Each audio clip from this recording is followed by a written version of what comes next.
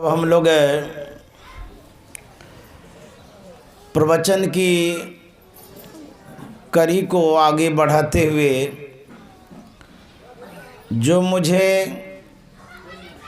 संत मत सत्संग के सेवक मंत्री द्वारा आदेश है कुछ कहने का, उसकी आज्ञा का पालन करते हुए मैं आपकी सेवा में जो विषय है उस पर सेवा करने जा रहा हूँ। श्री सद्गुरु महाराज की जय। नमामि अमित ज्ञान रूपम कृपालम अगम बोध दाता सुबुद्धि निधि विशालम क्षमाशील यति धीर गंभीर ज्ञानम धर्म कील दृढ़ थीर समधीर ध्यानम जगत त्राणकारी अघारी उदारम भगत प्राण रूपम दया गुण पारम नमो सद गुरु ज्ञान दाता सुस्वामी नमामि नमामि नमामि नमामि। श्री सद्गुरु महाराज की जय। परमाराध्य सद्गुरु महाराज गुरुदेव महर्षि संत सेवी परमहंस जी महाराज मंच पर उपस्थित प्रबुद्ध प्रवक्तागण, इस पवित्र पंडाल में उपस्थित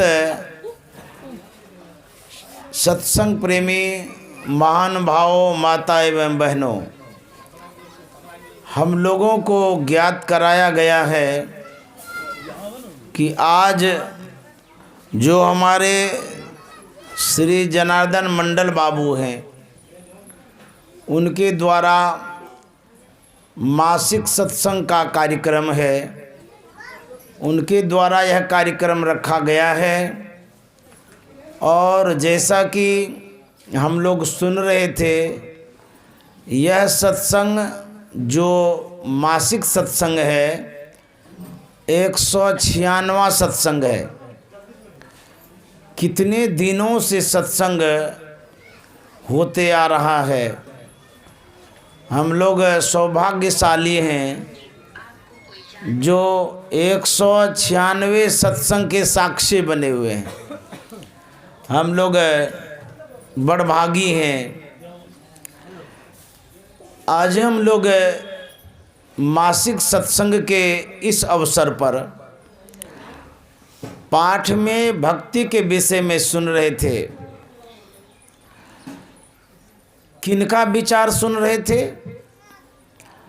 शिव अज शुक सनकादिक नारद जे मुनि ब्रह्म विचार विशारद सब कर मत खगनायक येहा भजिए राम सब पंकज नेहा। हम लोग कोई सलाह देते हैं या सलाह लेते हैं, जैसे घर में विवाह का कार्यक्रम होता है, बड़े बुजुर्ग से सलाह लेते हैं। आपके घर में जो अभिभावक है, गार्जियन है, बूढ़े हैं, ज्ञानी है, उनको बुला करके आप अपना विचार देते हैं और उनसे विचार लेते भी हैं। आप अपनी समस्याओं को सुनाते हैं और जो आपके सामने में बुजुर्ग होते हैं, शिक्षित होते हैं, ज्ञानी होते हैं, उनसे आप शिक्षा लेते हैं, मशवरा लेते हैं, विचार उनका लेते हैं कि ये जो कार्यक्रम है किस तरह से संपन्न होगा, विवाह का जो कार्यक्रम है कैसे पूर्ण करेंगे। तो अपना विचार देते हैं कि इस तरह से ऐसे ऐसी व्यवस्था करिए। तो जब आप बड़ों से सलाह लेते हैं, विचार लेते हैं, उस विचार के अनुरूप यदि आप चलते हैं तो सही में आपका जो कार्यक्रम है वह निर्विघ्न संपन्न होता है, स्वकुशल पूर्ण होता है, अच्छी तरह से उस कार्यक्रम को आप पूरा कर पाते हैं। यह पारिवारिक कार्यक्रम है, भौतिक जीवन की बात है। लेकिन जो हम लोग पाठ सुन रहे थे, इसमें जो बातें आई, कितने बड़े सलाहकार हैं। कहते हैं वो इतने बड़े सलाहकार हैं। शिव को तो आप जानते ही हैं, जिसको भोले बाबा भी कहते हैं, उसका नाम भगवान शंकर भी है। जो भगवान शंकर कह रहे हैं उसे मानना चाहिए। यदि भगवान शंकर के बात को नहीं मानेंगे तो फिर आप भगवान शंकर के भगत नहीं कहलाएंगे। अज मन ब्रह्मा, भगवान शंकर कह रहे हैं, ब्रह्मा भी कह रहे हैं, विष्णु भी कह रहे हैं, सुखदेव मुनि जो हैं वो कह रहे हैं, बड़े बड़े वेदज्ञ ब्रह्मज्ञानी पंडित आपको विचार दे रहे हैं। उस विचार को मानना चाहिए। क्या विचार दे रहे हैं? कहते सबकर मत, सबका विचार है। क्या विचार है? भजिए राम सब पंकज नेहा। सब कोई यही कह रहे हैं कि भजिए राम को। अब भजिए राम को तो कैसे भजन करेंगे? हम आप गांव में, समाज में जब कीर्तन होता है तो उसमें जाते भी हैं, देखते भी हैं, सुनते भी हैं। वहाँ पर मुंह से गाते हैं, ताली भी बजाती हैं, ढोलक हारमोनियम भी बजते रहता है। इसी को भजन समझते हैं। यही राम का भजन है, ऐसा मानते हैं। यह भी भजन है, सगुण भजन है। लेकिन जिस भजन के विषय में भगवान शंकर और ब्रह्मा जी कह रहे हैं, वह कौन सा भजन है? किस राम के विषय में कहा गया है? वह जो भजन है वह आंतरिक भजन है, अंदर का भजन है, वह सार भजन है। जब साधक ध्यान करता है, अंतर में आवाज़ को सुनता है, अपनी सूरत को जब लगाता है, यही राम का भजन है, असली भजन है। इसी भजन को करने के लिए सलाह दिए हैं। ऐसा भजन करेंगे तो क्या होगा? भगवान श्री राम कहते हैं, ज्यों परलोक यहाँ सुख चाहूँ। कौन सुख नहीं चाहता बताइए तो? सब कोई सुख चाहते हैं। बच्चा भी सुख चाहता है, युवा भी चाहता है, पढ़े भी चाहते हैं, अनपढ़ भी चाहता है। जितने प्राणी हैं सब सुख चाहता है। सब सुख के लिए ही प्रयत्न करते रहते हैं। तो भगवान श्री राम का तो यदि आपको सुख चाहिए तो क्या करना होगा? भगवान श्री राम कहते हैं, ज्यों परलोक यहाँ सुख चाहो, सुनि मम वचन हृदय दृढ़ गाऊं। भगवान श्री राम कहते हैं, मेरे वचनों को सुनो और हृदय में धारण करो। क्या वचन है उनका? भगवान श्री राम का भजन करने के लिए भगवान शंकर, ब्रह्मा, विष्णु, महेश सब कह रहे हैं। भगवान राम का भजन करने के लिए कह रहे हैं। स्वयं भगवान राम क्या कह रहे हैं? कहते यदि मेरा भजन करना चाहते हो, सुख पाना चाहते हो, मुझे प्राप्त करना चाहते हो, तो मेरे बातों को मानो। तो भगवान राम कहते हैं, भगति मोर पुराण श्रुति गाई। मेरी जो भक्ति है उस भक्ति को करो जो पुराणों में है, वेदों में उल्लिखित है, संतों ने जो कहा है उन भक्ति को करो तो मेरा भजन करना होगा। तो भगवान श्री राम स्पष्ट करते हैं, यदि अभी भी नहीं समझ पाए हैं, भगवान राम तो कहे मेरी भक्ति करो, जो पुराणों में वेदों में लिखा हुआ है। तो भगवान श्री राम स्पष्ट रूप से कहते हैं, यदि मेरी भक्ति करना चाहते हो, नहीं पता है, तो प्रथम भगति संतन कर संगा, सबसे पहले संत के शरण में जाओ। भगवान श्री राम को तो वहाँ कहना चाहिए प्रथम भगति राम कर संगा, प्रथम भगति गणेश कर संगा, प्रथम भगति ब्रह्मा कर संगा, प्रथम भगति शिव कर संगा। ऐसा तो नहीं लिखे। रामचरितमानस में भगवान श्री राम कह रहे हैं, यदि मेरी भक्ति करना चाहता है तो सबसे पहले संत के शरण में जाओ, उसकी सेवा करो, उसकी भक्ति करो, उसके बाद मेरा भजन होगा, मुझे प्राप्त कर पाओगे, अन्यथा मुझे नहीं प्राप्त कर पाओगे। तो भगवान श्री राम आदेश दिए हैं, उपदेश दिए हैं, संदेश दिए हैं कि सबसे पहले संत के शरण में जाओ।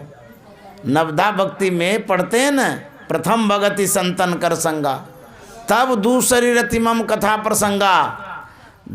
यदि आप सेवा करना चाहते हैं, भगवान की भक्ति करना चाहते हैं, तो सबसे पहले संत के शरण में जाना पड़ेगा। संत शरण जो पड़ा, ताहि का लगा ठिकाना, और नहीं कहीं कुशल सकल बैराट चवाना।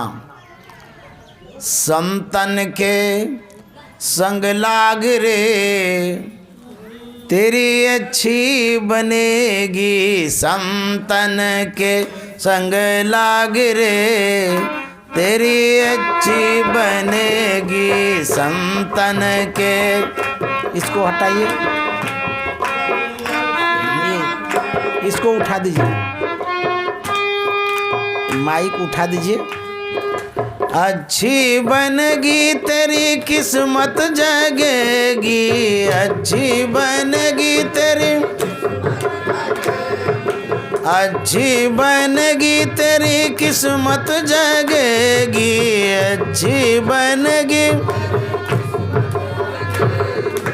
होए बड़ो तेरो भाग रे, तेरी अच्छी बनेगी, होए बड़ो तेरो भाग रे, तेरी अच्छी बनेगी, संतन के संग लाग रे, तेरी अच्छी बनेगी, संतन के संग लाग रे, तेरी। संत कबीर साहब कहते हैं, संत के संग में लगेंगे तो अच्छी बनेगी, और अच्छी बनेगी और क्या होगा, कहते हैं तुम्हारा जो भाग्य है वो भाग्य बदल जाएगा, सुखकर हो जाएगा। इसीलिए संत के शरण में लगने के लिए कहते हैं, अच्छी बनेगी तेरी किस्मत जगेगी, अच्छी बनेगी तेरी किस्मत जगेगी, होए तेरो बड़ भाग रे, तेरी अच्छी बनेगी, होए बड़ो तेरो भाग रे, तेरी अच्छी बनेगी, संतन के संग लाग रे, तेरी अच्छी बनेगी, संतन के संग लाग रे, तेरी। कबीर साहब भी कहते हैं, संत के संग में जाएंगे तो अच्छी बनेगी। संत जो होते हैं वो भाग्य को भी बदल देते हैं। जो संत करते हैं वो भगवंत नहीं कर पाते। संत में इतनी क्षमता होती है, वो भाग्य की रेखा को बदल देते हैं। ब्रह्मा भाग्य को लिखते हैं, लेकिन उस लिखे हुए भाग्य को संत बदल देते हैं। किस तरह से बदलते हैं, एक लघु कथा के माध्यम से समझिए। एक व्यक्ति था विवाह हुआ, बहुत दिन समय बीता, संतान की उत्पत्ति नहीं हुई। संसार में जिसको पुत्र नहीं होता है बड़ा दुख महसूस करता है। बेटा यदि नहीं हो मन में बड़ी तकलीफ होती है। उस व्यक्ति के पास धन था, बहुत धन था, लेकिन पुत्र नहीं था। लेकिन साधु महात्मा का सेवा बहुत करता था। जो कोई उस गांव में संत साधु भिखारी याचक आते थे, सबका वो सम्मान करते थे, सबको दान पुण्य करते थे। एक बार नारद मुनि उस गांव होकर के गुजर रहे थे। जब उस व्यक्ति ने महात्मा को देखा, बड़ा हर्षित हुआ, बड़ा खुश हुआ वो कि महात्मा जी आए हैं। ससम्मान उसको घर पर ले गया, नारद मुनि को खिलाया पिलाया, बढ़िया से सम्मान किया। नारद मुनि जब जाने लगे तो पूछते हैं कि आपके घर में कोई बाल बच्चा नज़र नहीं आता है, आप ही दो प्राणी नज़र आते हैं। तो उस सज्जन ने कहा कि महाराज क्या कहेंगे, अभी तक पुत्र रत्न की प्राप्ति नहीं हुई है। बोला अच्छा, बड़ा अफसोस है। ऐसा? बोले हाँ। तो उस सज्जन ने पूछा कि मुनि जी आप तो विष्णु लोक भी जाया करते हैं, विष्णु भगवान से भी आपकी भेंट होती है, आप दोनों विचार विमर्श भी करते होंगे प्रजा के लिए, जन कल्याण के लिए, समाज के लिए। जितनी विपदाएं हैं, जितना दुख है, उसका हरण तो वैकुंठ लोकवासी करते ही हैं। मेरे भी मन में एक बात है, क्या आप उस संदेश को भगवान विष्णु तक पहुंचाएंगे? नारद मुनि ने कहा कि आप इतने अच्छे व्यक्ति हैं, साधु सेवी हैं, कितना आपने सम्मान किया है, आपकी बात तो ज़रूर पहुंचाएंगे। बताइए क्या बात है? बोले कि बात यही है कि हमको सब कुछ है, पुत्र नहीं है। आखिर मेरे भाग्य में क्या है जो पुत्र नहीं हुआ है? विष्णु भगवान से पूछिएगा कि भविष्य में पुत्र होगा कि नहीं होगा। मैं यह कहने जा रहा हूँ कि संत भाग्य की रेखा को बदलते हैं। ध्यान से सुनेंगे तब बातें समझ में आएगी। तो नारद मुनि ने कहा जरूर मैं पूछूंगा, और पूछ करके मैं आपको जरूर संवाद सुनाऊंगा। नारद मुनि यहाँ से वैकुंठ लोक पहुँच गए, विष्णु भगवान से मिले, हाल समाचार बताए। नारद मुनि ने विष्णु भगवान से कहा कि भगवान, एक जिज्ञासा है, उसका समाधान चाहिए। तो विष्णु भगवान ने कहा कि क्या जिज्ञासा है, बोलो। बोले कि मैं एक भगत के यहाँ गया था, बड़ा समाज से भी साधु से भी वह व्यक्ति था, धन भी बहुत है उसके पास, लेकिन पुत्र की प्राप्ति अभी तक नहीं हुई है। उन्होंने जिज्ञासा रखा है आपसे कि मुझे पुत्र की प्राप्ति होगी कि नहीं होगी, बहुत दिन हो गया है, आप क्या कहते हैं? यह संवाद मैं जाकर के उस भगत को सुनाऊंगा, आप बताइए। यह सुन करके विष्णु भगवान ने कहा कि नारद मुनि क्या कहेंगे, बड़ी अफसोस की बात है, जो आपके भगत हैं उनके भाग्य में इस जन्म को कौन कहे, 7 जन्म तक संतान नहीं होगा। नारद मुनि बड़ा मायूस हो गया। आहा, कितने अच्छे समाज सेवी, कितने अच्छे भगत हैं, और उनके लिए इतनी दुखद बात। सुन तो लिए, लेकिन बड़ा मन में दुख हुआ। खुशी वाला बात सबको ही सुनाना चाहते हैं, लेकिन दुख वाला बात सुनाने में थोड़ा सा संकोच भी लगता है। नारद मुनि सोचते हैं उनके पास तो जाऊंगा, लेकिन क्या मुंह दिखाऊंगा। बेचारा कितना अच्छे ढंग से कहा था, संवाद ले आइएगा, लेकिन भगवान विष्णु ऐसा संवाद दिए कि सुनाने में भी संकोच होता है। आखिर नारद मुनि को तो आना ही था सुनाने के लिए। वैकुंठ लोक से चलते चलते उस भगत के घर पर पहुँचे। जब घर पर पहुँचे तो जो सज्जन था बड़ा खुश होता है देख करके कि कुछ सुखद संवाद आया होगा, प्रसन्नता की बात हुई होगी, हमारे लिए मंगल कोई संवाद भेजे होंगे विष्णु भगवान। बड़ा खुश था, लेकिन नारद मुनि मायूस थे।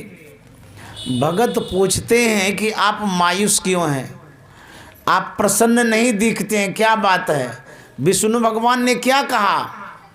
नारद मुनि ने कहा कि क्या कहेंगे, आपके विषय में जब मैंने विष्णु भगवान से पूछा, उनको संतान नहीं हुआ है, कब होगा नहीं होगा सो बताइए। तो विष्णु भगवान ने कहा इस जन्म में कौन कहे 7 जन्म तक उसको संतान नहीं लिखा हुआ है। यही संवाद लेकर के मैं आया हूँ। वह व्यक्ति भी बड़ा दुखी हुआ कि 7 जन्म तक संतान नहीं होगा। यह धन, यह संपत्ति, इतना जो मैंने एकत्रित किया, इसके कौन वारिस होंगे, कौन इसके देखभाल वाले होंगे, कौन इसका उपयोग करेगा मेरे बाद? नारद मुनि वहाँ से अपनी ओर चले गए सुना करके। समय बीतता है, वह सज्जन अपने स्वभाव से डिगते नहीं हैं, सेवा करते ही रहते हैं। देखिए, यदि आप सेवा करेंगे साधु महात्मा का तो आपको फल अवश्य मिलेगा। सुख दुख जीवन में तो आते ही रहता है, सबके जीवन में आता है। यदि आप अपने धर्म पर अडिग रहेंगे, सेवा करते रहेंगे, आपको फल मिलेगा। होता क्या है, एक महात्मा उस गांव हो करके गुजर रहे थे। जब उस व्यक्ति ने देखा अन्य दिन की भांति आज भी महात्मा को देख करके बड़े प्रफुल्लित हुए। महात्मा को घर पर ले गए, बड़े सम्मान के साथ उसे खिलाया पिलाया, आओ भगत किया। देखिए, महात्मा लोग भाव के भूखे होते हैं। साधु भूखा भाव का, धन का भूखा नहीं, जो धन का भूखा सो तो साधु नहीं। साधु भाव के भूखे होते हैं, और जब वो प्रसन्न हो जाते हैं तो बहुत कुछ दे जाते हैं। महात्मा का जो सम्मान किया, बड़ा खुश हुआ। महात्मा ने कहा कि तुमने हमारी सेवा की है, भोजन कराया है, मैं बहुत खुश हूँ। मैं तुम्हें वरदान देता हूँ, तुमको 3 पुत्र की प्राप्ति होगी।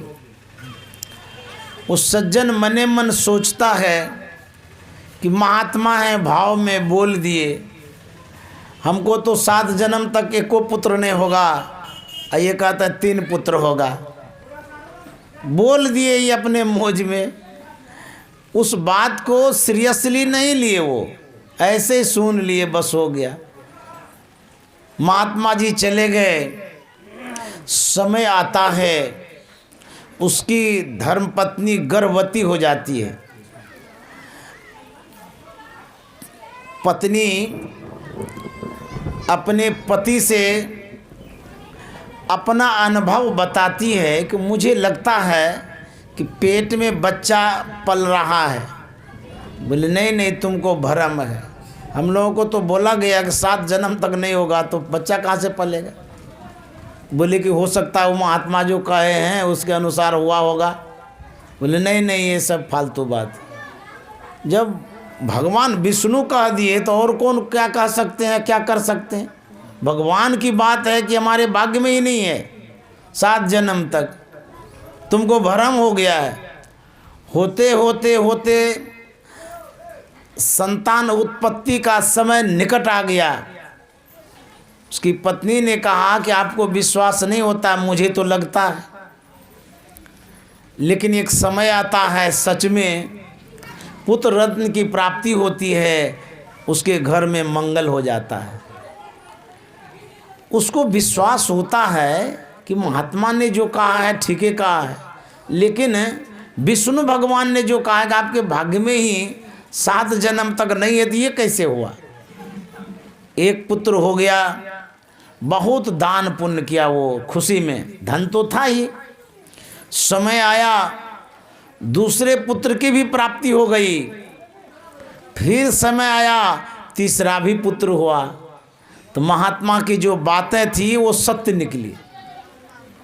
समय बीता, नारद मुनि के मन में होता है वो जो भगत है बड़े अच्छे हैं, वो उनके यहाँ जाना चाहिए घूमने के लिए। देखिए जो सेवा करते हैं ना, यदि इस गांव होकर के महात्मा लोग गुजरते हैं तो ज़रूर याद करते हैं कि जो जनार्दन बाबू हैं सत्संगी हैं, बड़ा मानते हैं, चलो एक बार मिल लेते हैं तब उससे आगे बढ़ेंगे। होता है ना ऐसा। तो नारद मुनि उस गांव में आए तो मन में हुआ उसके यहाँ जाते हैं, एक बार मिलने के लिए भेंट तो कर लें, भेंट करने में क्या हर्ज है। नारद मुनि उसके घर पर पहुँचे, उसको तो पुत्र हो गया था और सेवा किया उनका। तो नारद मुनि सोचते हैं कि इनको पुत्र भी नहीं हुआ, 7 जन्म तक पुत्र नहीं होगा, लेकिन सेवा तो ये बहुत कर रहा है, खिलाया पिलाया, बढ़िया से देखभाल किया। वो जो 3 गो बच्चा था लड़का, वो भी आगे पीछे कर रहा था। नारद मुनि ने कहा ये बच्चा देखते हैं आपके घर में 2-3 ठो है, इस बच्चे को तो मैंने पहले देखा नहीं था, ये किसका बच्चा है। उस सज्जन ने कहा ये मेरा पुत्र है। बोले कि हमसे भी आप मजाक करते हैं। बोले नहीं महाराज, मैं मजाक नहीं कर रहा हूँ, मेरा ही पुत्र है। बोले आपके भाग्य में तो 7 जन्म तक लिखा ही नहीं है पुत्र का, तो ये कैसे हो सकता है। बोले हाँ हाँ मेरा ही पुत्र है, ये हुआ है पुत्र, और ये महात्मा के आशीर्वाद से हुआ है। बोले कि ये कैसे हो सकता है, जब आपके भाग्य में ही नहीं है तो महात्मा के आशीर्वाद से कैसे होगा। भगवान विष्णु ने कहा था कि 7 जन्म तक नहीं होगा, मैं जाकर के पूछता हूँ। नारद मुनि पहुँचे, विष्णु लोग गए। नारद मुनि ने पूछा कि भगवान आपने बड़ा गजब कर दिया। बोले गजब कर दिया, क्या कर दिया। बोले कि महाराज जिस भगत के विषय में मैंने पहले पूछा था कि उसके भाग्य में पुत्र की प्राप्ति है या नहीं है, आपने कहा था कि उसके भाग्य रेखा में 7 जन्म तक लिखा हुआ नहीं है, तो उसके यहाँ 3-3 पुत्र कैसे हुआ। हम लोग समाज में जाते रहते हैं, इस तरह से झूठ साच होते रहेगा तो कोई हमको पूछेगा। हम लोग सबके घरे घर जाते हैं, ये तो झूठे न हो गया, हम झूठ हो गए, आप भी झूठ हो गए, ये कैसे हो गया सो बताइए। विष्णु भगवान ने कहा कि मैंने जो कहा वो सत्य ही कहा है। उसके भाग्य में एक भी पुत्र की प्राप्ति नहीं लिखी है, लेकिन मैं भाग्य बनाता हूँ, और जो संत होते हैं वो हमारे लिखे हुए भाग्य को मेट करके और भगत का सौभाग्य बना देता है। तो संत हमारे भाग्य को बनाते हैं। भले ब्रह्मा ने कुछ लिख दिया हो दुख भी, लेकिन उस दुख को, संकट को संत मिटा देते हैं, हमारे जीवन में सुख और समृद्धि ला देते हैं। इसलिए कबीर साहब कहते हैं, संतन के संग लाग रे तेरी अच्छी बनेगी, संतन के संग लाग रे तेरी अच्छी बनेगी, अच्छी बनेगी तेरी किस्मत जगेगी, अच्छी बनेगी तेरी किस्मत जगेगी, ओए बड़ो तेरो भाग रे तेरी अच्छी बनेगी, होए बड़ो तेरो भाग रे तेरी अच्छी बनेगी, संतन के संग लाग रे तेरी, संतन के संग पूर्ण कमाई, संतन के संग पूर्ण कमाई हो, पूर्ण कमाई, पूर्ण कमाई हो, राम चरण अनुराग रे तेरी अच्छी बनेगी, राम चरण अनुराग रे तेरी अच्छी बनेगी, संतन के संग लाग रे तेरी अच्छी बनेगी, अच्छी बनेगी तेरी किस्मत जगेगी, अच्छी बनेगी तेरी, होए बड़ो तेरो भाग रे तेरी अच्छी बनेगी, होए बड़ो तेरो भाग रे तेरी। जो संत के शरण में जाते हैं उसका अच्छा बनता ही है। भगवान शंकर ने कहा है, गिरजा संत समागम समन लाभ कछुआन, बिनु हरि कृपा न पावही गावही वेद पुराण। हे गिरजा, संत समागम के समान दुनिया में कोई लाभ नहीं है। और जो संत शरण में जाते हैं उसका अवश्य बनता है। किनका किनका बना है, कुछ उदाहरण स्वरूप कबीर साहब कहते हैं, ध्रुव जी की बन गई, प्रहलाद हूँ की बन गई, ध्रुव जी की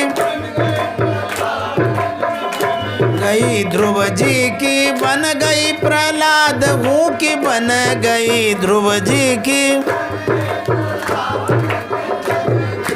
हरि सुमेरन में लाग रे तेरी अच्छी बनेगी, हरि सुमेरन में लाग रे तेरी अच्छी बनेगी, संतन के संग लाग रे तेरी अच्छी बनेगी, अच्छी बनेगी तेरी किस्मत जगेगी, अच्छी बनेगी तेरी, होए बड़ो तेरो भाग रे तेरी अच्छी बनेगी, होए बड़ो तेरो भाग रे तेरी अच्छी बनेगी, संतन के संग लाग रे तेरी। कहते हैं, ध्रुव जब संत के शरण में गया, अपने जीवन को बना लिया, उनके जीवन में अच्छा हुआ ना। प्रहलाद का बना। जो भी संत के संग में गए सबका जीवन बना है। भगवान श्री राम के गुरु थे वशिष्ठ मुनि, उनके शरण में वो रहते थे और अपने जीवन को उन्होंने वशिष्ठ मुनि के ज्ञान के तले बनाया था। जो कोई बने हैं संत के कारण बने हैं, इसीलिए संत के शरण में रहना चाहिए। एक बार भगवान श्री राम पुल बंधवा रहे थे लंका जाने के लिए। उसमें नल नील कारीगर था, भालू बंदर सहयोगी थे। बड़े बड़े पत्थरों को ला कर के देते थे उसके हाथ में। नल नील समुद्र पर रखता था, वह पत्थर तैरने लगता था। यह देख करके बंदरों के मन में बड़ा आश्चर्य हुआ कि पत्थर तैरता है। एक बंदर भगवान श्री राम के पास पहुंचता है। प्रभु श्री राम से वह बात सुनाता है कि भगवान नल नील जो पुल बांध रहा है, हम लोग जो पत्थर उनके हाथ में देते हैं, समुद्र पर रखता है, तैरने लगता है। भगवान श्री राम ने कहा ऐसा कहीं होता है कि पत्थर तैरेगा? बोले हाँ भगवान, मैंने अपने आँखों से देखा तब कहने आया हूँ। चलिए आप भी देख लीजिए। प्रभु श्री राम भी देखने के लिए पहुँचते हैं। सही में प्रभु श्री राम ने जब देखा कि नल नील पत्थर रखता तो तैर रहा है, तो बोल बैठे, भगवान कह दिए नल नील से कि नल नील तू बड़ा चमत्कारी है जी, तुम जो पत्थर रखता सब तैरता है। नल नील कहता भगवान ये हमारा कोई चमत्कार नहीं है। बोले तब? बोले ये सब आपकी कृपा से तैरता है। बोले अच्छा मेरी कृपा से तैरता है? बोले हाँ, तो मैं जो पत्थर रखूँगा सो तैरेगा। नल नील कहता हाथ कंगन को आरसी क्या, प्रत्यक्ष में प्रमाण की क्या बात है, आप रख करके देख लीजिए। एक बंदर छोटा सा कंकर लाता है, भगवान श्री राम के हाथ में देता है। भगवान श्री राम कंकर को समुद्र पर रखते हैं, जैसे ही रखे गड़गड़ा करके नीचे चला गया। प्रभु श्री राम ने कहा कि नन्नील तू तो कहता था आपकी कृपा से तैरता है, मैंने जो पत्थर रखा वो तो चला गया अंदर, ये क्या हुआ? नलनील बड़ा बुद्धिमान था। वो कहता है कि प्रभु ये तो जड़ पत्थर है, यदि आपके हाथ से चेतन ब्रह्मा छूट जाएगा, वो किस रसातल में जाएगा उसका ठिकाना ही नहीं है। गुरु महाराज ने कहा सदगुरु करुण कर तर ठहर, धर में ही जावे पार में। सदगुरु की कृपा के नीचे जो रहते हैं वो भवसागर से पार होते हैं, और जो उनके हाथ से छूट जाते हैं वो किस रसातल में जाते हैं कोई पता नहीं है। इसलिए गुरु के शरण में, संत के शरण में रहना चाहिए। वो क्या करते हैं? कबीर साहब कहते वो करते हैं, कागा से तो है हंस करेंगे, कागा हंस करेंगे तो है हंस करेंगे, हंस करेंगे तो है, कागा से तो है हंस करेंगे, कागा से तो है,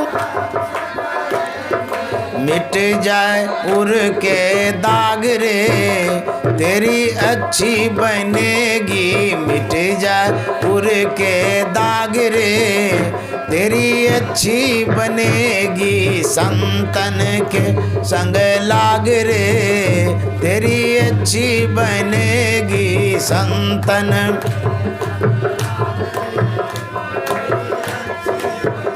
हाँ अच्छी बनेगी तेरी किस्मत जगेगी, अच्छी बनेगी तेरी किस्मत जगेगी, होए बड़ो तेरो भाग रे तेरी अच्छी बनेगी, होए बड़ो तेरो भाग रे तेरी अच्छी बनेगी, संतन के संग लाग रे तेरी। संत किस तरह से अच्छा बनाते हैं, एक लघु कथा के माध्यम से समझिए। एक हंस का बच्चा अपने परिवार से बिछुड़ गया। नन्हा मुन्ना बच्चा, छोटा सा बच्चा, अबोध बच्चा, परिवार से दूर होने के कारण भटक गया। एक गंदे नाले में वो गिर जाता है और वह कीचड़ में मिलकर के काला हो जाता है। कौवा का जेड़ा आता है, उस बच्चे को ऊपर करता है, अपने खेमे में मिला लेता है, जेड़े में मिला लेता है। वह हंस का छोटा सा बच्चा, अबोध बच्चा, जिस जेड़े में गया, जिस घेड़े में गया, जिस फेरे में गया, वो अपने आप को वैसा ही मानने लगा। वह हंस का बच्चा कौवा के परिवार का समझ लिया कि हम भी इसी परिवार के हैं। क्यों? वैसा ही देखा, इसीलिए वो समझने लगा कि हम भी कौवे हैं। कुछ दिन बातें बीत गई। एक बड़ा हंस उड़ते हुए जा रहा था। उसकी नज़र उस छोटे हंस पर पड़ता। देखिए, सब प्राणियों की अलग अलग गतियाँ होती है, चाल होता है, संस्कार होता है, स्वभाव होता है, व्यवहार होता है। सबके परिवार का ऐसा होता है। अपने अपने परिवार में अपना अपना नियम कानून है, उस तरह से सबको ढालते हैं, सबको चलाते हैं। जैसे हमारे जो ये क्या नाम जनार्दन बाबू हैं, ये सत्संग प्रेमी हैं, तो अपने परिवार को सत्संग में बना दिए हैं। इनकी एक पोती है, बड़ी छोटी है। जैसे ही मैं यहाँ पर पैर रखा, चटाचट वो संतवानी सुनाना शुरू कर दी। एकदम इतनी छोटी है। अब बुझिए तो, इनकी पोती इतनी छोटी और संतवानी गा रही है गुरु महाराज के पदावली का। मुझे भी बड़ा आश्चर्य लगा। तो जनार्दन बाबू ने कहा, इनको काहे को संतवानी आता है, काहे ठोकाती है ये। तो मुझे भी अच्छा लगा। मुझे जब सुनाया तो उसे भी मैं टॉफ़ी दिया कि बच्चा सुना दिया। तो जिस परिवेश में, जिस परिवार में जो पलता है, बढ़ता है, उसका चाल ढाल भी वैसा ही रहता है। तो कौवा कौवा होता है, हंस हंस होता है। हंस का बच्चा अपने चाल में चलता था, कौवा अपने चाल में चलता था। बड़ा हंस जब देखा, तर्क किया, बोले अरे ये तो हमारे परिवार का है, ये भटक गया है, कौवे के जेड़े में मिल गया है। इसको जो है ना बोध देना चाहिए, समझाना चाहिए, सिखाना चाहिए, ये भूल गया है। तो वह झपट्टा मारता है। बड़ा हंस वो बच्चे को पकड़ लेता है। सबको वह उड़ गया। वो छोटा बच्चा कहता है कि हमको क्यों पकड़े हैं, हमको छोड़ दीजिए, हमारा परिवार उड़ गया सब। बोले बेवकूफ़ कहीं का, तुम्हारा परिवार कौवा है, तुम्हारा परिवार हम हैं। बोले नहीं नहीं, आप नहीं हैं, देखिए तो हमारा पखना उखना वैसा ही काला है। बोले बेवकूफ़ कहीं का, तुम काला हो गया है कीचड़ में गिर करके, तुम हमारे जैसा उजला है, साफ सुथरा है। चलो तुमको हम बोध दिलाते, मेरे पीठ पर बैठो। वह बैठता है और उसे ले जाता है मानसरोवर में, खूब डुबकी लगवाता है। इतना डुबकी लगवाया, इतना डुबकी लगवाया, सारा मैल धुल गया। जैसे पहले उजला पंख था वैसे ही दिखने लगा। बड़ा हंस कहता है, तुम अपना चेहरा और हमारा चेहरा मिलाओ पानी के परछाई में, देखो एक जैसे हैं कि नहीं। वो बच्चा जब देखता है अपना चेहरा परछाई में और बड़े हंस का देखता, देखे जैसा दिखता। बोले हाँ हाँ, हम दोनों एक जैसे हैं। बोले तब तू कहता था कि वाह हमारा परिवार है, हम परिवार हैं, हंस के तुम बच्चे हो। तो संत महात्मा क्या करते हैं, इस संसार में माया में जो हम लोग पड़े हुए हैं, इसी को सब कुछ समझ बैठे, यही मेरा परिवार है, ये कुटुंब है, सब कुछ यही है। कहेंगे वास्तव में है कि ऐसे झूठो हम थोड़ा कहते हैं, नहीं है। संत महात्मा कहते तुम मेरी बात मानो, मेरे साथ चलो, ज्ञान के सरोवर में जब डुबकी लगवाता है, सत्संग के सरोवर में जब डुबकी लगवाता है, जब कलमश धुलता, मैल धुलता है, अंधकार जब दूर होता है, तब ज्ञान के आईने में, दर्पण में जब देखते हैं तो सही में लगता है जो संत हैं उसी के हम संतान हैं। तब पता चलता है। तो संत यही करते हैं, बोध दिलाते हैं, आईना देते हैं, दर्पण देते हैं कि देखो तुम अपने चेहरे को कि जो मैं हूँ वही तुम है। तो जब तक ज्ञान का दर्पण नहीं मिलेगा तब तक अपना चेहरा नहीं दिखेगा। कोई भी अपना चेहरा देखते हैं तो दर्पण में नहीं देखते हैं, आईने में नहीं देखते हैं, और दूसरे का चेहरा बिना आईना का देख लेते हैं। उसी तरह से आप अपने को जानना चाहते हैं, निज ज्ञान प्राप्त करना चाहते हैं, तो जो ज्ञान का दर्पण है उसको अपनाना पड़ेगा। तो संत क्या करते हैं, कागा से तो है हंस करेंगे, कागा से तो है हंस करेंगे, तो है हंस करेंगे, हंस करेंगे तो है मिट जाए उर के दाग रे, तेरी अच्छी बनेगी, मिट जाए उर के दाग रे, तेरी अच्छी बनेगी, संतन के संग लाग रे, तेरी हाँ अच्छी बनेगी, तेरी किस्मत जगेगी, अच्छी बनेगी तेरी, हो ये बड़ो तेरो भाग रे, तेरी अच्छी बनेगी, हो ये बड़ो तेरो भाग रे, तेरी अच्छी बनेगी, संतन के संग लाग रे, तेरी। एक बार पार्वती ने कहा था गंगा से, ए गंगा तुम्हारे अंदर में हंस तैरता है, और सुनो सत्संग रूपी गंगा में परमहंस तैरता है।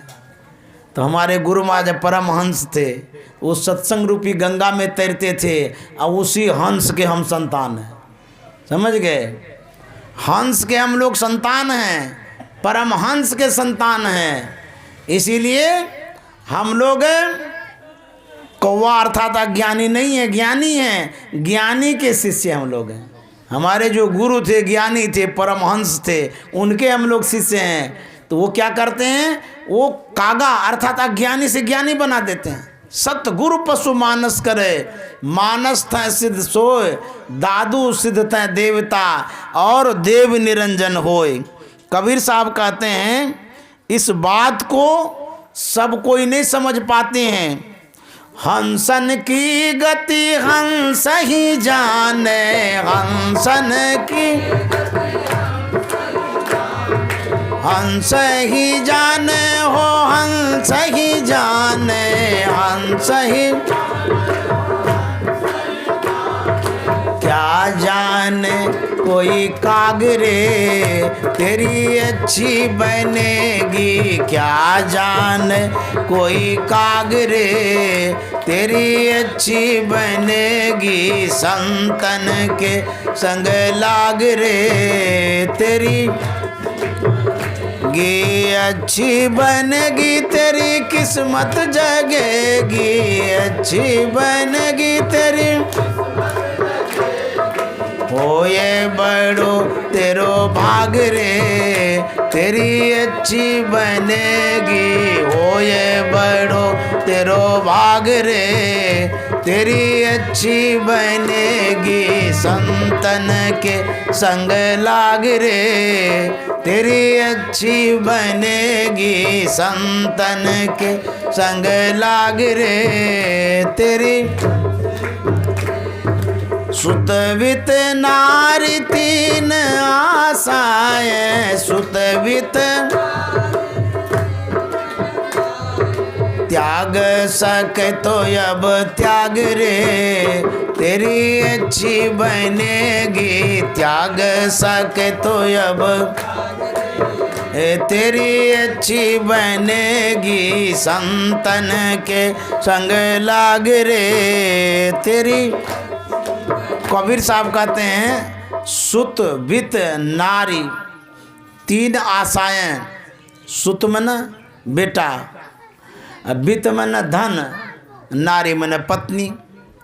यदि आपकी आसक्ति इनमें इतनी हो गई है कि इसके बिना आप भजन में मन नहीं लगा पाते हैं, तो यदि भजन में ही मन नहीं लगता हो उस आसक्ति के कारण, तो फिर आपका दुर्भाग्य है। इसीलिए कबीर साहब कहते हैं त्याग सके तो तब त्याग रे। त्यागने का मतलब यहाँ ये नहीं कह रहा है कि उसको छोड़ दो, फेंक दो, हटा दो, नहीं। मन में जो आसक्ति लगी हुई है वहाँ से आसक्ति को हटाओ और भजन में लगाओ। और यदि उसमें लगा के रखेंगे वो अपना नहीं है, सब झूठे हैं। मैं नहीं कहता हूँ, तब नानक साहब कहते हैं क्या, जगत में झूठी देखी प्रीत, जगत में झूठी देखी प्रीत, जगत में झूठी। अपने ही सुख सौ सब लागे, अपने ही सुख सौ सब लागे, क्या दारा क्या मीत, जगत में झूठी देखी प्रीत, जगत में झूठी देखी प्रीत, जगत में झूठी। नानक साहब कहते हैं झूठे प्रीत है। प्रीत में ना स्नेह, अनुराग, राग, लगाव, आसक्ति, मोह, ये जो लगाव है, झुकाव है, नानक साहब कहते हैं सब झूठे हैं। एक गांव में आग लग गई, घर की चारों ओर आग की लपट लग गई। बड़े लोग तो भाग गए, एक नन्हा मुन्ना बच्चा उसमें बच गया।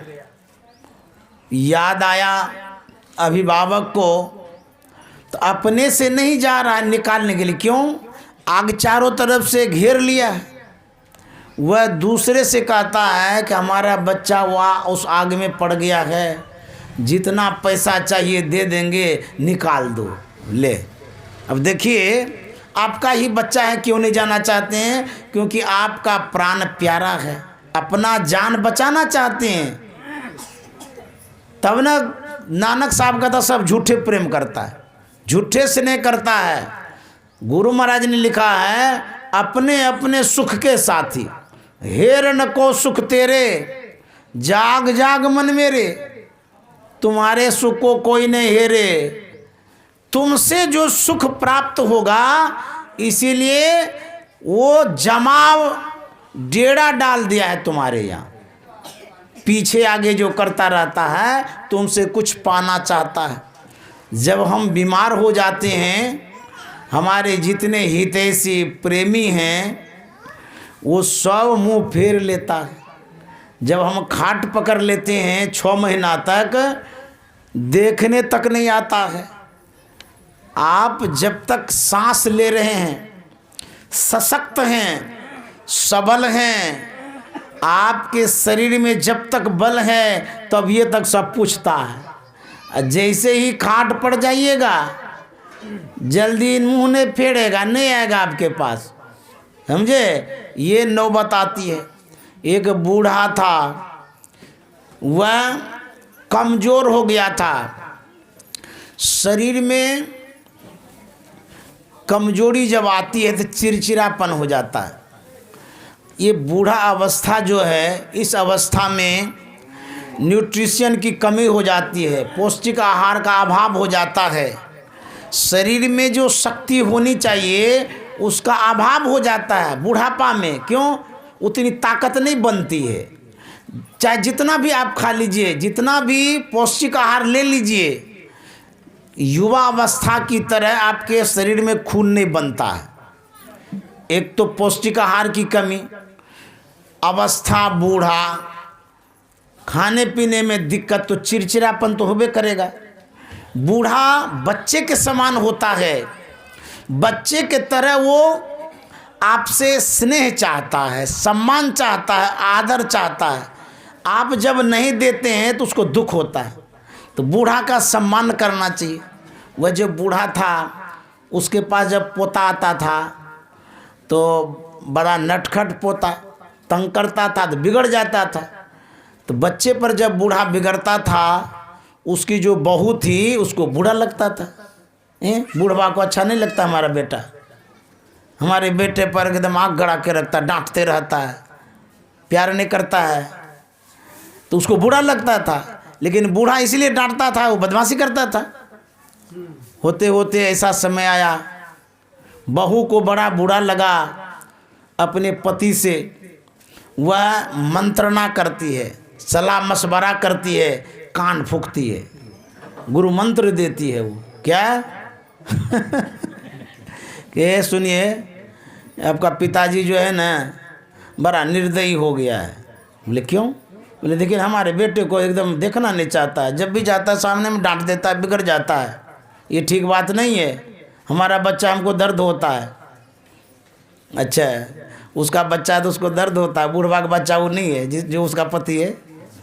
देखिए तो अब क्या करेगा, अब पत्नी के बात को मानना पड़ेगा, नहीं मानेगा तो फिर खटपट होगा। तो कहता क्या करना चाहिए? बोले कि बूढ़वा को 3 महला पर दे दीजिए। तो बोले उसको देखेगा कौन? बोले देखेंगे हम लोग देखेंगे। बोले कैसे देखिएगा? ऊपर में रहेगा, जब जरूरत होगा तो वहाँ से आवाज़ भी नहीं आएगी। बोले को घंटी दे दीजिए। अच्छा उसको बता दीजिए, जब जरूरत होगा टन देंगे तो हम लोग आ जाएंगे। बोले अच्छा चलो कोई बात नहीं है, झगड़ा निपटाना है ना, तो झगड़ा निपटाना है तो बूढ़े को गड्ढे में डालेंगे हैं? जिसने जन्म दिया, खिलाया पिलाया बढ़ाया और आज वो कमज़ोर हो गया है तो उसकी ये दुर्दशा, अपने से अलग कर दो। अरे भाई कोई कारण होगा तभी तो चिड़चिड़ा हो गया है, उसका समाधान नहीं करेगा, उसका समाधान ये कि अपने से दूर कर दो। बूढ़ा को दे दिया ऊपर में एगो घंटी दे दिया और बता दिया कि आपको कोई ज़रूरत होगा तो टनटना दीजिएगा, तो हम लोग वहाँ करके खिला पिला देंगे, खाना पीना दे देंगे। अब बूढ़ा क्या करेगा, कमज़ोर आदमी कहीं जा भी नहीं सकता है, ऊपर में रहने लगा। जब जब ज़रूरत हो घंटी बजा दे, कभी बहू कभी बेटा जा करके अपना खाना पीना पूर्ति करते रहे। एक दिन की बात है, बूढ़ा का बेटी आया, बूढ़ा की बेटी आ गई देखने के लिए पिताजी को, उसके साथ बाल बच्चा भी था। गया ऊपर में बच्चा लेकर के, तो बातचीत करने लगी वो बाप से। उसका जो छोटका बच्चा सब था वो घंटी जो देखा ना, वो घंटी खेलने के लिए ले लिया और होते होते वो चला आया नीचे, और नीचे में वो घंटी क्या किया कहाँ दिया सो पता नहीं। बेटी तो मिल कर के चली आई, अपने ससुराल चली गई, और घंटी कहाँ गया सो पता नहीं। अब बूढ़वा जब बाद में घंटी खोजने लगा तो घंटी मिली नहीं, और जितना दूर में उसको दे दिया कि आवाज़ें नहीं आवे, अब वो उठ के आ भी नहीं सकता है, इतना कमज़ोर था।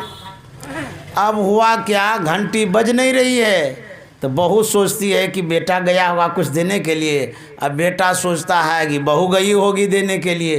घंटी बजी नहीं, कोई वहाँ गया नहीं। उसके बाद दूसरे दिन राम नाम सत्य हो गया। जगत में झूठी देखी प्रीत, जगत में झूठी देखी प्रीत, जगत में झूठी झूठी देखी प्रीत, जगत में झूठी देखी प्रीत, जगत में झूठी देखी प्रीत, जगत में झूठी देखी प्रीत, जगत में झूठी देखी प्रीत।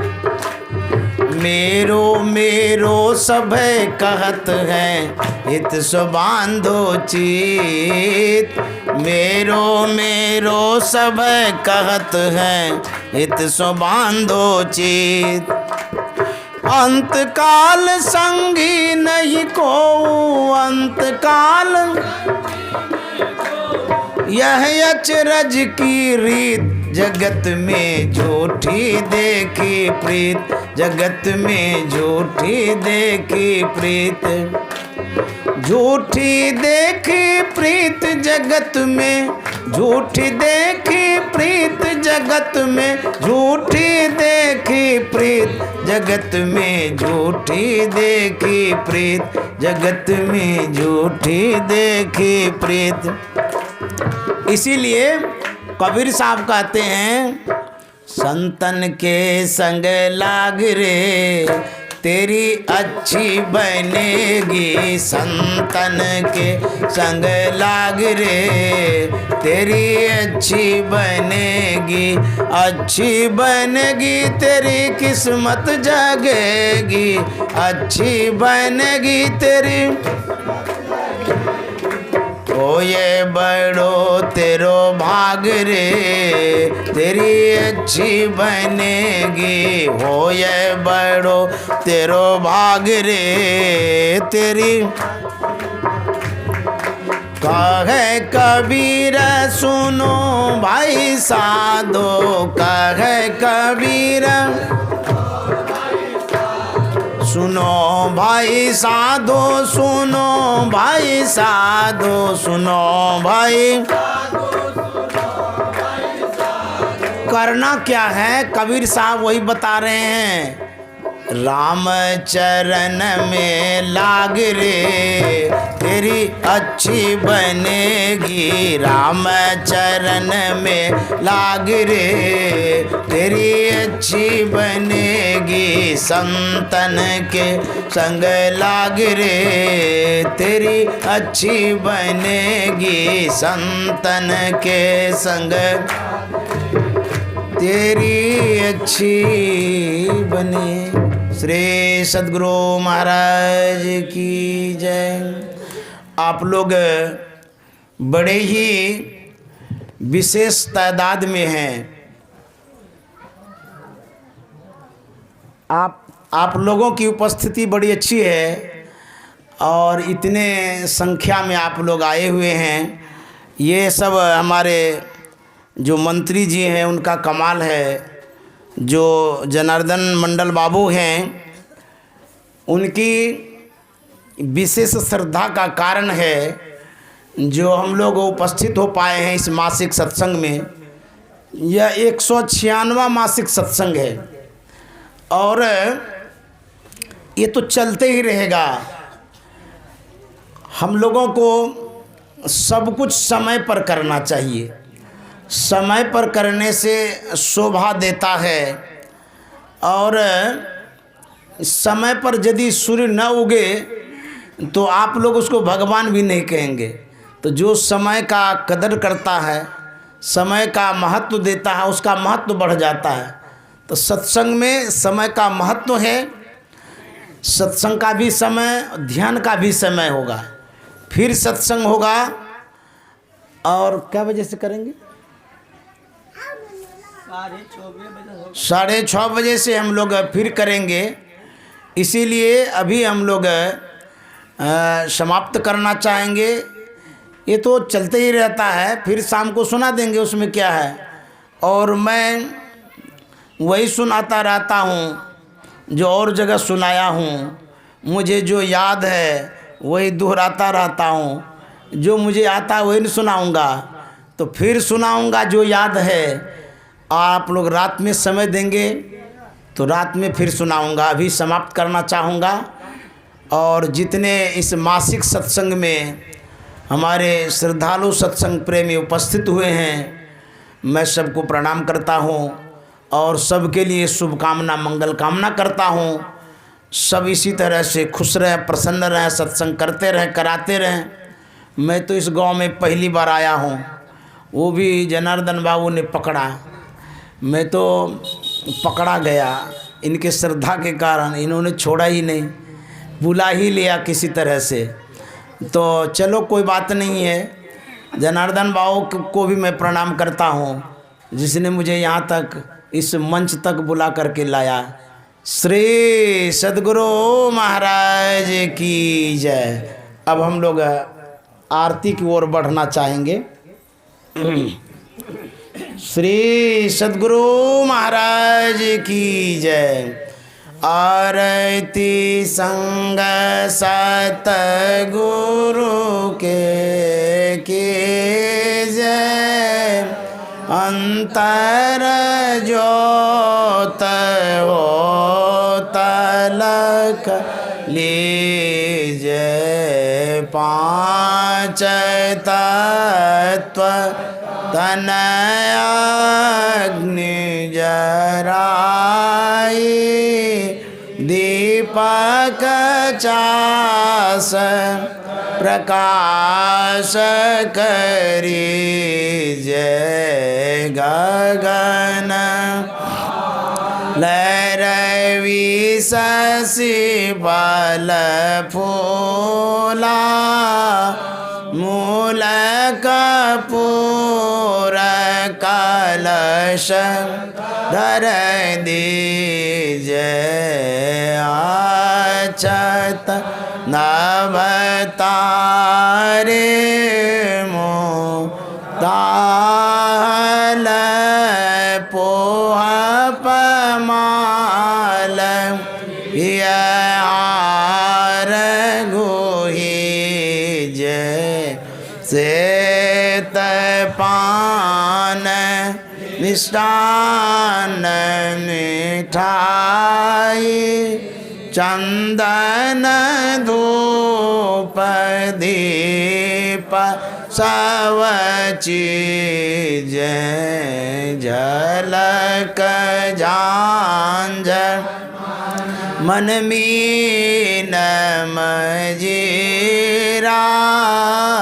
मधुर मधुर धुनि मृदंग सुनि जय। सर्व सुगंध होरी चले आकाशा, मधुकर कमल केली धुनि दीजय। निर्मल ज्योत जरत घटमा, हे देखात दृष्टि दोष सब चीजें। अधर धार अमृत बहिया, सतमत द्वार अमर रस भीजय। पी पी होय सूरत मतवा, ले चढ़ी चढ़ी उमगी मेरा सरी जय। कोट भंग न छवि तेज ओजा, ले आलख पार लखी लाग लगी जय। छिन छिन सूरत आधार पर, खे गुरु प्रसाद अगम रस पीजय। दमकत कड़क कड़क गुरु धामा, उलटिया लाल तोल चेतन तीजय। आरती तन मंदिर में कीजय। दृष्टि योगल कर सन्मुख दीजय। चाम हे बिंदु सूक्ष्म अति उज्ज्वल, ब्रह्म ज्योति अनुपम लख लीजय। जगमग जगमग रूप ब्रह्मांडा निरखी निरखी जो तज दीजय शब्द सुरतया व्यासम सरल तर करी करी सार सवद गही लीजे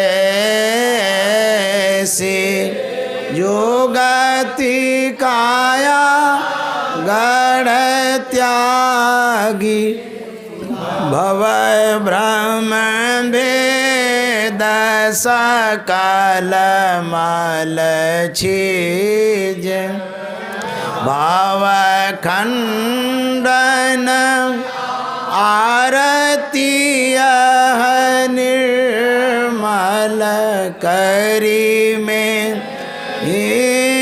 अमृत रस पीजे आरती तन मंदिर में कीजे दृष्टि युगल कर सन्मुख दीजे।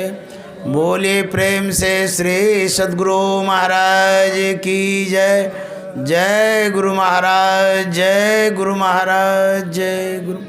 श्री सद्गुरु महाराज की जय।